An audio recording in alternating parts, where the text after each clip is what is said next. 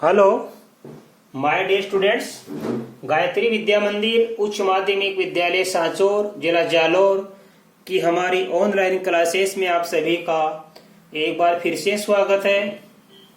प्रिय विद्यार्थियों, आज हम कक्षा 8 के विषय गणित प्रश्नावली 14.2 का सवाल नंबर 3 हल करना सीखेंगे। इसमें लिखा है गुणनखंड कीजिए। देखो बच्चों, इसका पहला सवाल पहला और दूसरा मैंने लिख दिया है पहले से। A x square plus B x, इसके अपन को गुणनखंड करने हैं। अब देखो कैसे होंगे, आप जरा ध्यान देके समझना बच्चों अच्छे तरीके से। तो देखो हमारा पहला सवाल है A x square plus B x. यहाँ पे सबसे पहले सारे गुणनखंड निकालेंगे हम। देखो यहाँ पे ये ए लिखा है, एक्स को 2 बार लिख देंगे हम, फिर बी एक्स को लिखेंगे बी गुणा एक्स, राइट।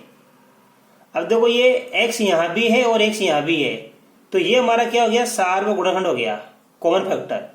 इस एक्स को बाहर निकाल दो तो अंदर क्या बचेगा, ए गुणा एक्स यानी ए एक्स बच गया, प्लस यहां बचेगा बी, और ये आ गया आंसर।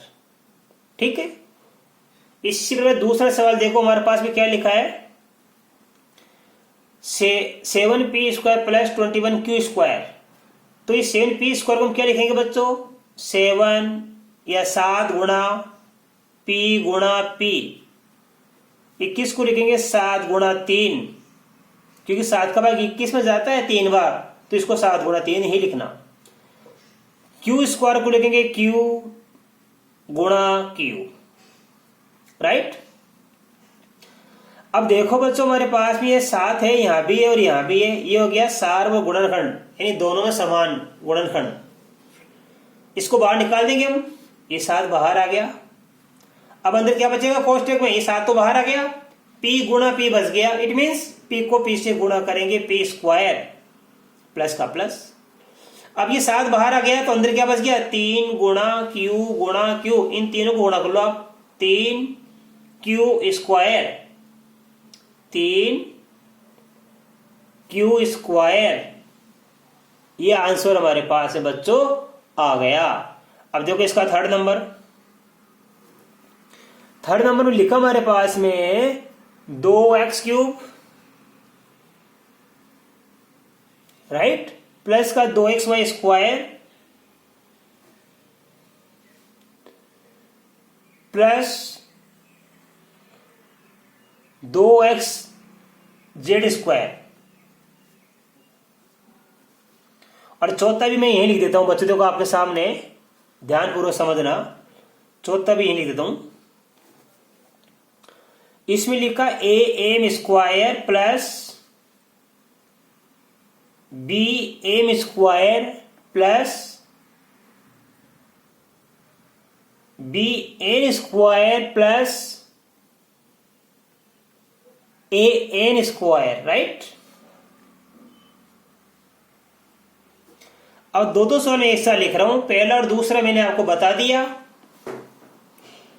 अब हम बच्चों इसका तीसरा और ये चौथा सवाल सीखेंगे। देखो ध्यान देना, हमारे पास देखो ये 3 संख्या है, 2x³ plus 2xy square plus का 2z स्क्वायर।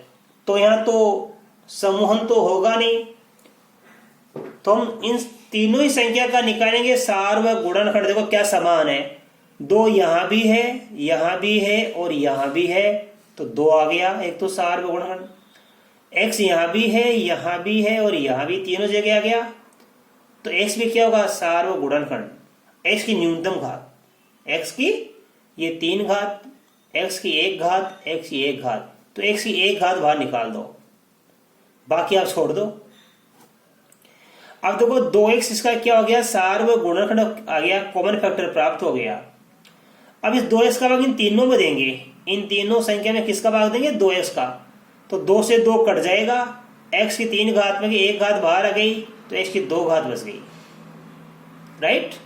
ये प्लस का प्लस, फिर 2 बाहर आ गया, x बाहर आ गया, तो क्या बच गया, y स्क्वायर प्लस का प्लस, फिर 2 बाहर आ गया और x भी बाहर आ गया, तो क्या बच गया, z स्क्वायर। ये आ गया इसका आंसर। इसी प्रकार देखो बच्चों, हमारे पास में 4 संख्या है, हम इसमें दो दो का समूह बना के करेंगे। इन दो का एक समूह बन गया, इन दो का एक समूह बन गया, राइट। अब देखो कैसे करेंगे हम, A M square plus B M square, यहां भी एम स्क्वायर यहां भी एम स्क्वायर, तो इन दोनों में सार्वत्रिक गुणनखंड क्या प्राप्त हो गया, एम स्क्वायर। ये एम स्क्वायर हमने बाहर निकाल दिया, तो यहां बच गया ए प्लस यहां बच गया बी, ए प्लस बी बच गया, प्लस अब देखो बी एन स्क्वायर प्लस का एन स्क्वायर, तो यहां दोनों में क्या हो गया, सार्वत्रिक एन स्क्वायर, यानी दोनों में एन स्क्वायर है, यहां भी और यहां भी, तो एन स्क्वायर को बाहर निकाल दो आप, राइट। तो यहां बच जाएगा बी प्लस ए।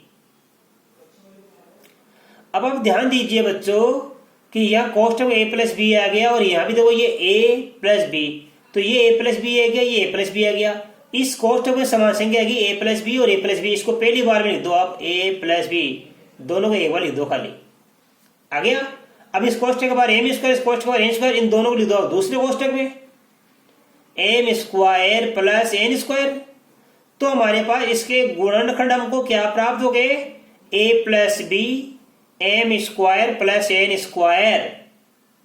ऐसे सारे गुणनखंड विधि से अपन इसके गुणनखंड ज्ञात कर लेंगे बच्चों, राइट। अब देखो इसका 5वें नंबर का सवाल लिख रहा हूं मैं, इसमें लिखा मेरे पास है बच्चों एल एम प्लस एल, ध्यान देना, एल एम प्लस एल, फिर लिखा हमारे पास में एम प्लस का एल, और छठा भी लिख देता हूं मैं आपके सामने यहीं पे। इसमें लिखा देखो y, फिर y प्लस का z, फिर लिखा है प्लस का 9 और y प्लस का z।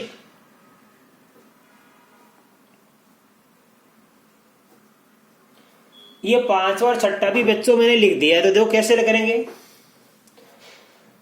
ये हमारे पास एल एम प्लस एल है और यह एम प्लस एल है, तो यहां पे क्या लिखेंगे अपन, इनके कोष्ठक बंद कर देंगे हम। अब देखो यहाँ पे एल एम प्लस एल, इन दोनों में यहां भी एल और यहां भी एल, तो सबसे पहले एल को बाहर निकाल देंगे, ये हो गया सार्वत्रिक गुणनखंड। अब ये एल बाहर आ गया, हम इसमें एल का भाग देंगे, एल से एल कट जाएगा, क्या बच जाएगा एम, एल में एल का भाग देंगे। ये सार्वत्रिक गुणनखंड बाहर निकालने के बाद बच्चों भाग देते हैं, इनमें से हमने सार्वत्रिक गुणनखंड क्या निकाला बाहर, एल, एल का भाग इसमें देंगे तो एम बच गया, एल का भाग एल में जाता है एक बार, प्लस अब इन दोनों में क्या आएगा, सार्वत्रिक गुणनखंड। जब सार्वत्रिक गुणनखंड कुछ भी नहीं होता है तो हमेशा एक मानते हैं, तो इन दोनों में एक का भाग देगा, तो बाहर क्या निकाल देंगे, एक का भाग इसमें देने पर आता है एम, एक का भाग इसमें देने पर आता है एल। अब देखो एम प्लस एक, एम प्लस ये क्या है, एम प्लस एल, क्या आ गया हमारे पास में। हाँ बच्चों थोड़ी सी इसमें गलती होगी, विशेष बात ध्यान देना, आप अच्छे से सीखना। हमारे पास इसमें लिखा है L M plus L plus का एम प्लस एक, ये एम प्लस एक लिखा बच्चों, यहाँ पे ये एक है, राइट। ये हमारे पास क्या लिखा है, एम प्लस एक लिखा है, थोड़ी लिखने में गलती होगी बच्चों, कोई दिक्कत नहीं। तो देखो मैं ये दोबारा बता रहा हूं, इसको ध्यान देना। एल एम प्लस एल का हमने कॉमन निकाल दिया, एल का भाग जिंदगी एम, एल का एल में दिया तो एक, प्लस एम प्लस एक में आ गया एक कॉमन, ठीक है। एक का भाग एम में देने पर एम और एक का भाग एक में देने पर एक, तो ये एम प्लस एक आ गया कोष्ठक में हमारे पास, फिर तो ये आ गया एम प्लस एक प्रथम गुणनखंड और एल प्लस एक द्वितीय गुणनखंड, ये इसका आंसर आ गया, राइट। अब देखो स्क्वायर करेंगे अपन, यहां देखो y प्लस जेड और यहां भी y प्लस जेड कोष्ठक में समान है, तो इस पूरी का हमारे पास में सार्वत्रिक गुणनखंड दिया हुआ डायरेक्ट। देखो यहां भी y प्लस जेड, यहां भी y प्लस जेड, तो इसमें समान गुणन कॉमन फैक्टर क्या प्राप्त हो गया अपन को, y प्लस जेड, ये लिख दो। इस कोष्ठक के बाहर y, इस कोष्ठक के बाहर लिखा है 9, इसको लिख दो दूसरे कोष्ठक में y प्लस 9। ये सिंपल सवाल 1 नंबर का, ये आ गया डायरेक्ट। अब देखो इसी प्रकार सवाल नंबर हम सीखेंगे 7वां। ध्यान देके समझना। इसमें लिखा 5y² माइनस का 20y माइनस का 8z प्लस का 2yz। राइट। अब देखो इसको हम कैसे हल करेंगे? समूहन विधि से। सबसे पहले हमने इन दोनों का समूह बना लिया और यहां भी समूह बना लिया। ठीक है। अब देखो यहां पे ये 5y², इसको लिखूंगा मैं 5 गुणा y गुणा y माइनस 20 को लिखूंगा 5 गुणा 4, क्योंकि 20 से 5 बार 4 बार जाता है, गुणा y। ठीक है। ये हमारा हो गया पहला क्वेश्चन। फिर लिखा देखो हमारे पास माइनस का ये 8z प्लस 2yz है। अब 8 2 का 4 हो जाता है, तो मैं 8 को क्या लिखूंगा? यहाँ पे 8 को लिखूंगा 4 गुणा 2 गुणा z। ठीक है। प्लस 2 गुणा y गुणा z। अब देखो बच्चों हमारे पास में क्या क्या हो गया प्राप्त। यहां पे देखो सारों गुणन कॉमन फैक्टर क्या निकलेगा? ये 5 हो गया, 5 बाहर निकाल दो। ठीक है। और क्या निकालेंगे? ये y भी बाहर निकाल दो आप। तो 5 गुणा y बाहर निकलेगा, ये 5y बाहर निकल जाएगा। राइट। 5 बाहर आ गया तो अंदर क्या बच जाएगा? y -4, ये बच गया। अब देखो यहां पे क्या कॉमन फैक्टर हमारे पास 2 भी है। राइट। और z भी है। और चिन्ह किसका? माइनस का। तो माइनस का लिख देंगे 2z, यह भी 2z। ये 2z को बाहर निकाल दो आप, कॉमन फैक्टर को। अब देखो यहां क्या बच जाएगा हमारे पास? ध्यान देना, ये बच जाएगा 4z। ये 2z बाहर आ गया तो क्या बच गया? यहाँ पे ध्यान देना 4 बच गया हमारे पास में। क्या बच गया? ये 4 बच गया। ध्यान से समझना भी। अब आगे लिखा हमारे पास देखो ये मैं यहाँ पे प्लस का कॉमन निकाल लेता हूं। किसका निकाल लेता हूं? प्लस का। तो ये किसका बन जाएगा? 4 माइनस का। अब देखो प्लस और प्लस ये क्या बन जाएगा? प्लस ही बनेगा यहाँ पे। 2z बाहर आ गया तो क्या बन गया? यहाँ पे y बच गया। तो इसको हम क्या लिख सकते हैं? देखो y -4 ये रहा, और y प्लस का है 4 माइनस। देखो y प्लस का 4 माइनस का, y प्लस का 4 माइनस का। तो ये y -4 आ गया प्रथम गुणनखंड। दूसरा गया 5y प्लस का 2z, 5y प्लस का 2z, ये आ गया इसका गुणनखंड। ठीक है बच्चों। अब इसके बाद देखो आप इसका सवाल नंबर मैं आपको सिखा रहा हूं, इसका 8वां में लिखा है 10ab प्लस का 4a प्लस का 5b प्लस का 2।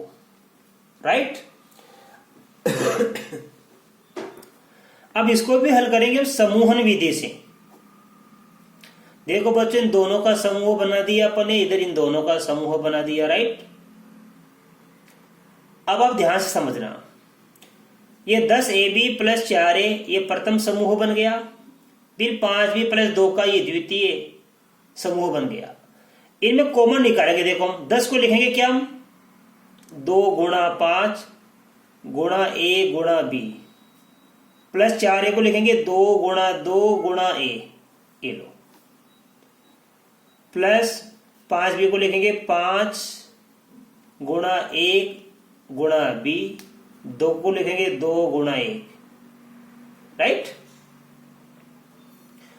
अब ये हमारा जो हमने समूहन किया इनका दो संख्याओं का, यहां पे देखो इन 2 संख्याओं का हमने समूह बना लिया, फिर यहाँ पे 2 संख्याओं का समूह बना लिया। अब इसके कर दिए गुणनखंड। 10ab का हो गया 2 गुणा 5 गुणा a गुणा b, प्लस 4a का लिख दिया हमने 2 गुणा 2 गुणा a, प्लस 5b का लिख दिया 5 गुणा a गुणा b, क्यों 5 को लिख सकते हैं 5 गुणा 1, और ये गुणा b वैसा ही आ गया। प्लस का प्लस 2 को लिखेंगे 2 गुणा 1। अब देखो हम निकालेंगे कॉमन फैक्टर बाहर। तो देखो क्या क्या बच गया हमारे पास? 2 यहां भी है, 2 यहां भी है, और हमारे पास में a यहां भी है और यहां भी है। 2a इसमें भी मिल गया, 2a इसमें भी मिल गया। इनको बाहर निकाल दो, 2a को ये बाहर निकाल दिया। अब बच गया हमारे पास 5 गुणा b, it means 5b, plus क्या बच गया 2, ये प्लस। अब देखो यहाँ पे लिखा मेरे पास में, ये एक आ गया कॉमन फैक्टर, ये एक आ गया कॉमन फैक्टर। अंदर बचेगा 5 गुणा बी, इट मीन्स 5b बच गया, प्लस यहाँ बच गया 2। तो देखो जैसे अपन ने यहाँ से कॉमन फैक्टर बाहर निकाला 2a, तो अंदर 5b प्लस 2 बच गया।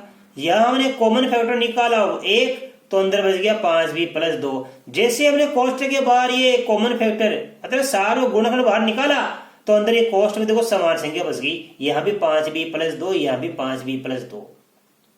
अब इसको एक बार लिख दो, 5b प्लस 2, ये फिर आ गया सारो गुणन इनका, ये दोनों समान आ गया।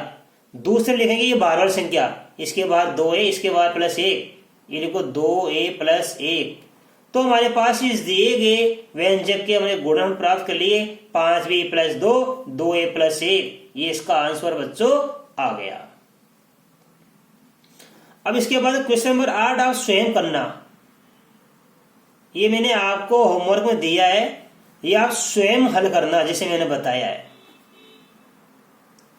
स्वयं हल करें।